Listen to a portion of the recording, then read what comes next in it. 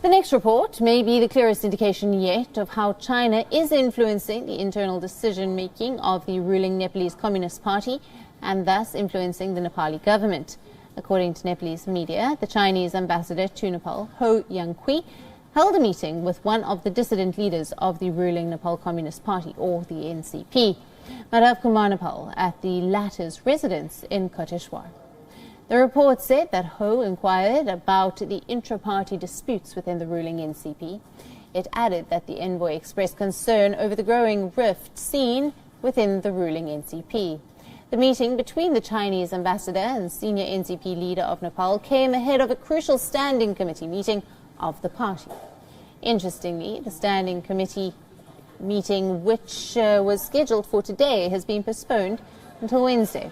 The meet is expected to decide whether or not to oust Prime Minister KP Sharma Ali. Hou also held a meeting with President Bidya Devi Bhandari.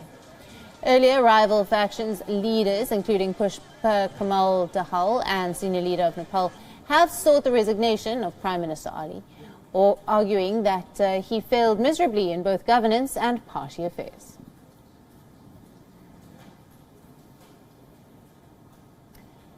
We spoke with Ranjit Ray earlier, India's former ambassador to Nepal. Listen into his comments.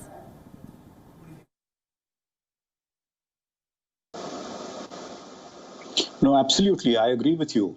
And this is not something new. The unification of the two communist parties in the past was also encouraged and facilitated by the Chinese. Some weeks ago when Prime Minister Oli was in a very difficult position within his own party, we again saw the Chinese ambassador playing a very active role in trying to find a compromise solution. Of course, that solution really hasn't lasted because there's again a crisis. And, once again, we see the Chinese ambassador very active. So my sense is that the Chinese have taken a strategic decision to strongly support the Nepal Communist Party. And I think they want to do everything they can to ensure that this party does not get divided or does not split. I think that is their core interest.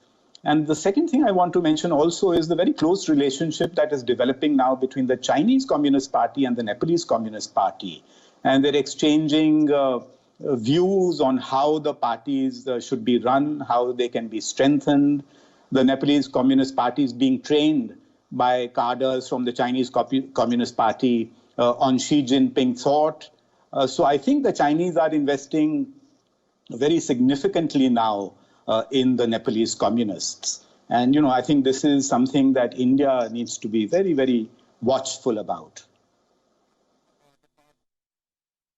Well, I don't like the term rebel leaders. Mr. Madhav Kumar Nepal is a former prime minister. He's been a former general secretary of the, earlier Communist Party. So he's a very senior person. And I think, all ambassadors meet all senior leaders of political parties. But it's the timing of this particular visit, I think, that has raised certain questions and apprehensions.